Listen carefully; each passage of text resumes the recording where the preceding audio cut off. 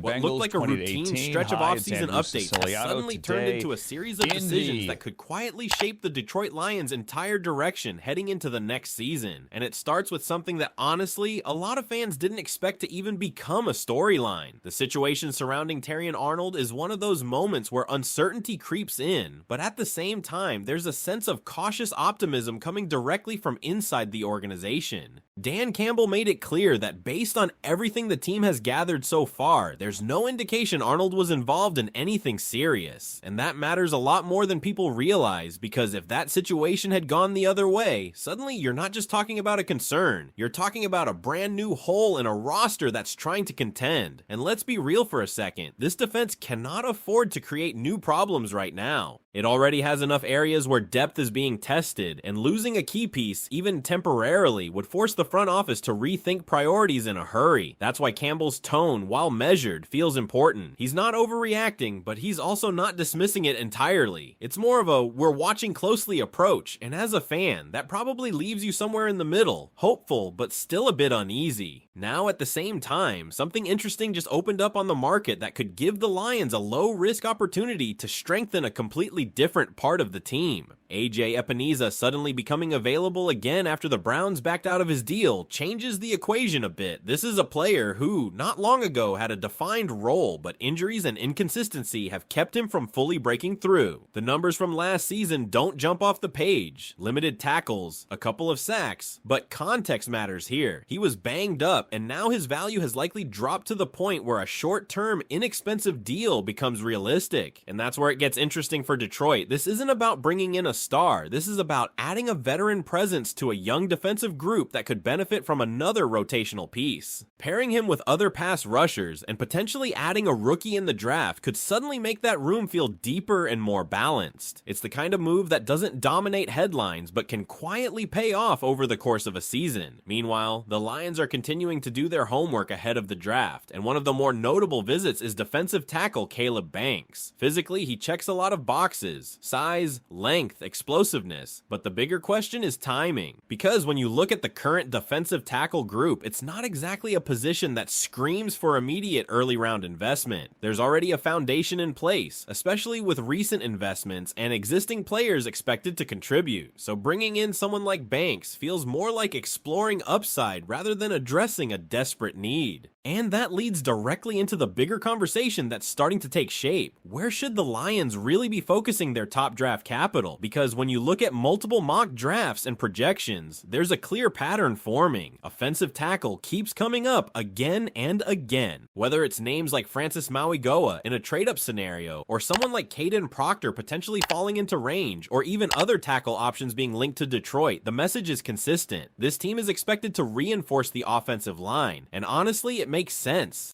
Building strength in the trenches has been a core identity for this team, and adding another high-level tackle would not only protect the offense, but also give flexibility in how they deploy their current players. It's not just about filling a gap, it's about maintaining one of the team's biggest strengths. When you dive deeper into a full mock draft scenario, like the one laying out selections across multiple rounds, you start to see a strategy that feels very aligned with what this team actually needs. Address tackle early, then shift focus to pass rush, secondary depth, and linebacker help. It's a balanced approach that doesn't overcommit to one area, but still reinforces key weaknesses. So now everything starts to connect. You've got uncertainty with a young defensive back, a potential bargain option emerging in free agency, draft visits hinting at long-term depth planning, and consistent signals pointing toward offensive line reinforcement at the top of the draft. All of it paints a picture of a team that isn't panicking, but is definitely calculating its next moves very carefully. And that's where things get really interesting, because every decision from here on out starts to shape not just the roster, but expectations. So let me ask you this: if you're in that draft room right now, are you prioritizing protection on offense with a top-tier tackle, or are you taking a bigger swing on defense to try and elevate that unit immediately? Because that's really where the entire conversation shifts from being theoretical to becoming a defining moment for this roster. If the Lions stay patient at pick 17 and one of those top offensive tackles actually falls into their lap, it could be one of those scenarios where the board simply comes to them. And when that happens, it's hard to justify passing on a premium position that has already proven proven to be one of the foundations of this team's identity. You're talking about reinforcing something that already works, something that protects your offense, opens up the run game, and gives flexibility across the line depending on how the coaching staff wants to deploy players. But at the same time, there's that voice in the back of every fan's mind saying, what about the defense? Because even with the potential addition of a low-risk player like AJ Epinesa, even with the optimism around internal development, there are still questions. The pass rush hasn't consistently dominated, the secondary has dealt with injuries, and depth, especially on that side of the ball, has been tested more than once. So passing on a defensive playmaker early could feel like a gamble, especially if there's someone on the board who has the potential to make an immediate impact, and that's why the idea of trading up doesn't feel as realistic in this situation. It's not just about cap space, it's about draft capital and roster balance. This team has multiple areas that still need attention, and giving up picks to move up the board could limit their ability to address those needs across multiple rounds. Instead, the smarter play might be exactly what we've been seeing hinted at. Stay put, let the board develop, and capitalize on value. Now, when you look at a full mock draft approach, the logic becomes even clearer. Taking a tackle early sets the tone. Then you follow it up with an edge rusher, reinforcing that pass rush rotation. After that, adding a safety makes sense given the injury concerns we've already seen. And from there, it becomes about layering depth, linebacker, tight end, additional defensive line help, and secondary pieces. It's not flashy, but it's efficient. It's the kind of draft that doesn't just aim for headlines, it aims for sustainability, and that's something this front office has been very intentional about. There's no sense of desperation in these moves. Even the interest in a player like Caleb Banks feels measured. It's not about forcing a pick early, it's about understanding where value aligns with need. If that's later in the draft, so be it. The key is not overreaching when the roster already has a base at that position. At the end of the day, what we're seeing unfold is a team that understands where it stands. Not rebuilding, not scrambling, but also not complete. There are still pieces missing, still questions to answer, and this offseason is going to play a huge role in determining whether the Lions take that next step or stay in that same competitive but not quite dominant tier. And maybe the most fascinating part of all of this is how interconnected everything is. The situation with Terrion Arnold affects how urgent the secondary becomes. The availability of AJ Epinesa influences how aggressive you need to be in the draft for pass rush help. The strength of the offensive line dictates whether you double down or shift focus elsewhere. Every move impacts the next. So now it really comes down to execution. Not just making the right picks, but making the right decisions at the right time without forcing anything that isn't there. Because if they get this right, if the board falls their way and they stick to their identity, this roster could come out of the offseason stronger, deeper, and more balanced than it was before. But if they misread the moment, if they pass on the wrong player, or fail to address a key weakness, that's when those small concerns start to grow into bigger problems as the season unfolds. That's why this next phase is so critical. And when you take one more step back and really look at the full picture, you start to realize that this isn't just about one draft pick, one free agent, or one situation like Terrion Arnold. It's about how all of these moving parts come together to define what this team is going to be when the season actually kicks off. Because think about it, if the Lions land that offensive tackle and solidify the line even further, you're potentially looking at an offense that becomes even more consistent week to week. Cleaner pockets, stronger run blocking, more control of the tempo. That doesn't just help the offense, it indirectly helps the defense by keeping them off the field longer. But on the flip side, if the defense doesn't take a step forward, especially in terms of pass rush and depth in the secondary, you could still find yourself in those same situations where games turn into shootouts. And that's where a move like bringing in AJ Epinesa, even on a short-term deal, could quietly become more important than people expect. Not because he's guaranteed to be a difference maker, but because he gives you options. He gives you insurance. He gives you another body in a rotation that over the course of a long season absolutely needs it. And if he ends up outperforming expectations, then suddenly you've added value without sacrificing anything significant. Now tie that back into the draft again, and it becomes clear that the Lions don't necessarily need to force a defensive pick early. They just need to come out of the entire process with enough pieces to raise the floor of that unit. That's the key difference. It's not about finding one superstar fix, it's about building a deeper, more reliable group that can hold up when injuries hit or when matchups get tough. And that's why the mock draft structure we talked about earlier feels so realistic. It's layered, it's patient, it doesn't chase headlines, it builds a roster. You get your tackle, you add to the edge group, you reinforce the secondary, and then you keep stacking depth across the board. By the time you're done, you may not have made the flashiest moves, but you've made the kind of moves that coaches trust when the season gets into those critical stretches. At the same time, there's still that unpredictable element hanging over everything. What if a defensive player they love unexpectedly falls to 17? What if a team calls with a trade offer that's too good to pass up? What if the Terrion Arnold situation takes a turn, one way or another, and suddenly shifts priorities overnight? These are the kinds of variables that can completely reshape a plan in real time. And that's exactly why this front office has to stay flexible, because as much as you can prepare, the draft never unfolds exactly the way you expect. The best teams aren't just the ones with a plan, they're the ones that know when to adjust it. So as we move closer to those decisions being made, everything we're hearing right now, every visit, every rumor, every projection, it's all building toward that moment where the Lions are officially on the clock and we find out which direction they truly believe gives them the best chance to win. And when that moment comes, it's not just about the pick itself, it's about what that pick says. It tells you how they view their roster. It tells you where they think they're strongest and where they know they still need to improve. Because in the end, that decision is going to echo far beyond draft night. It's going to shape how this team is viewed heading into the entire season. If the Lions double down on the offensive line, they're sending a very clear message. We're going to dominate the trenches, control the game, and lean into what already makes us dangerous. That's an identity move. That's confidence in your system, your coaching, and your ability to win by being more physical and more consistent than your opponent. But if they pivot and go defense early, especially with a high upside edge rusher or a playmaker in the secondary, that sends a completely different message. That says they recognize the gap. That says they're not satisfied with where that unit is, and they're willing to invest premium resources to fix it now, not later. And for a lot of fans, that's going to feel like the more aggressive, more exciting direction. The truth is, both paths can work. It's not about right or wrong, it's about execution, because we've seen it before. Teams that win drafts aren't always the ones who make the splashiest picks, but the ones who get the most out of every selection. Development matters, fit matters, coaching matters. And the Lions, more than anything right now, need to make sure that whoever they bring in can actually contribute within the structure they built. And don't forget, this team has already shown that it's willing to be patient with its process. They're not chasing quick fixes, they're building something that's meant to last. That's why even a smaller move, like potentially adding AJ Epineza, fits into the bigger picture. It's low risk, it adds depth, and it gives them flexibility without forcing their hand in the draft. At the same time, you can't ignore the urgency either. This isn't a team that's starting from scratch. There are expectations now. There's pressure to take that next step. And when you're in that position, every offseason decision carries more weight because the margin for error gets smaller. So as everything continues to unfold, from the Terrion Arnold situation to free agency opportunities to the final